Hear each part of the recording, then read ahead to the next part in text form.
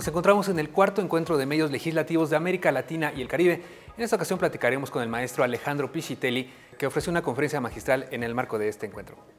Maestro, muchísimas gracias por esta entrevista. En breves palabras, ¿cómo es este concepto relativamente nuevo de la posverdad que presentó? Sí, como bien dijo el senador argentino Héctor, ¿no?, que me presentó, él dijo, bueno, la posverdad no es un invento de ahora, ¿no? Porque si vamos a hablar de la manipulación de la realidad, hay un ejemplo histórico que es fascinante, ¿no? Y tiene que ver con la historiografía de la Revolución Rusa. Como ustedes saben, en la Revolución Rusa había facciones, estaba Lenin, estaba Trotsky. De hecho, Trotsky vino a vivir acá y fue finalmente asesinado acá por Ramón Mercader, ¿no? ¿Y qué pasaba? Cuando algunas de las personas que eran importantes en la Revolución Rusa caían en desgracia, la borraban de la foto. Entonces en la enciclopedia que salía el año siguiente veías un agujerito, a veces quedaba un pie, no se daban cuenta, no había Photoshop entonces iban sacando a la gente y de repente había huecos y decías, ¿pero qué es eso? Bueno, eso era la posverdad.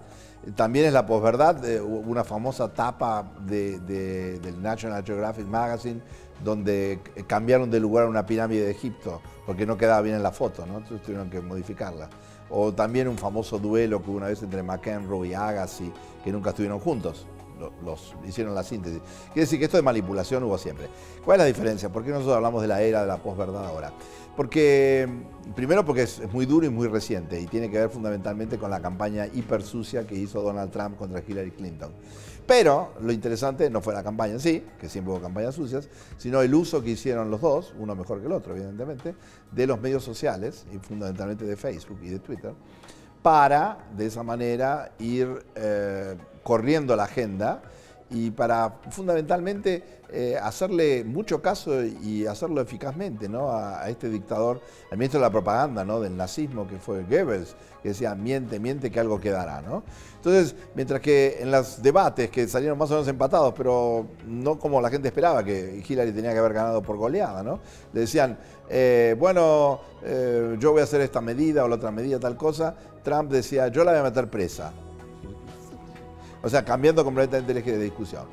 Entonces, de lo que la charla que yo di, generosamente invitado por las autoridades del Senado y en particular por la directora del canal del Congreso, tenía que ver con la idea de que esta era de la posverdad o de la fake news, de las noticias falsas, no sale de un repollo, no es algo espontáneo. Es decir, hay una construcción deliberada, hay mecanismos, hay dispositivos que hacen posible que este juego termine con la elección de una persona que es no grata en México y en otros lugares del mundo, ¿no? Y yo lo que insistí mucho, primero es la forma exculpatoria que Mark Zuckerberg de Facebook, que fue uno de los garantes de la victoria de Trump, se quiso escapar por la tangente diciendo, nosotros no somos un medio, no somos medios, somos medios sociales, pero no somos medios de comunicación. Cuando la manipulación de algoritmos, la alteración de información, el uso del conocimiento reservado, etcétera, permitió de alguna medida, por un lado, que los medios tradicionales creyeran que iba ganando Hillary y por el otro, que los defensores de Trump, que juegan bastante más sucio que ella, usaran Facebook. No digo que en ese momento Zuckerberg jugara para ellos, pero la plataforma sí jugó para ellos, ¿no? Entonces, en este marco de medios digitales, en este marco de novedades inesperadas, de encuestadoras que todas fallaron, de vergüenza, ¿no?, para las opinion polls, etc., me parecía que era muy interesante traer al Congreso, al Senado y al Palatino en particular, ¿no?, estos temas, medios digitales, posverdad, fake news, y más que nada porque terminó la charla con un tono medianamente alentador de que empezaran a utilizar cierta terminología y ciertas distinciones como diseño especulativo, diseño de futuro, diseño legislativo, diseño comunicativo, ¿no?, que no está generalmente en el vocabulario de los parlamentarios y que puede ayudar mucho a reorientar la comunicación legislativa. Este es precisamente el tema de la siguiente pregunta, la comunicación legislativa. Hemos hablado hasta ahorita de política y elecciones, ¿no? Pero ya en el proceso legislativo, maestro, ya para armar leyes, que ya es algo ya muy específico y concreto, donde obviamente también se pueden falsear las verdades, ¿no?, de qué trata una ley o alguien puede mentir sobre el sentido de una ley. ¿Cómo combatir también los parlamentos del mundo este fenómeno? Bueno, para sorpresa mía, hace minutos hubo legisladores, se acercaron legisladores ecuatorianos, argentinos, colombianos. En el caso del colombiano me regaló un USB donde me mostraba que tienen una aplicación ellos que permite seguir las leyes, permite hacer un monitoreo de la actividad legislativa, permite hacer propuestas de leyes. Los chilenos tienen una aplicación, hace tiempo un sitio web que se llama Senado Virtual, donde uno puede proponer leyes. Estados Unidos también tenía un sitio que si vos ponías primero eran 5.000, pero después con 100.000 firmas podías proponer vos también leyes. O sea, no empezamos desde cero, hay un montón de iniciativas en distintos lugares donde se está ayudando o proponiendo que haya participación ciudadana, etc. Primero, en general se lo está haciendo empezando desde cero cada vez. O sea, no son esfuerzos coordinados y no se sabe muy bien qué hizo otro país, si salió o no salió bien, y comparar experiencias latinoamericanas en otros lugares. Segundo,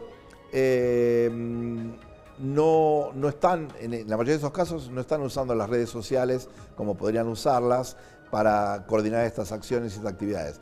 Tercero, hay cosas que a nadie se le ocurrió. Por ejemplo, ¿por qué no rematamos leyes? ¿Cómo rematar leyes? Sí, proponemos un montón de leyes y que la gente las elige. En vez de proponer una ley consensuada y hacer los artículos, hagamos 1000 leyes posibles y que la gente vote a ver cuál le interesa más, cuál le interesa menos. O que podamos hacer leyes en pedazos, en partes, como bloques Lego, ¿no? O que las leyes puedan ser algunas generadas por corporaciones o por instituciones de un tipo, y a esas mismas leyes le oponemos el colectivo político diferente, antagónico, para neutralizarlas mutuamente. O sea, hay muchas alternativas que se pueden hacer. A mí me había pedido que hablara de comunicación legislativa y yo tramposamente me desvié por el tema del diseño legislativo.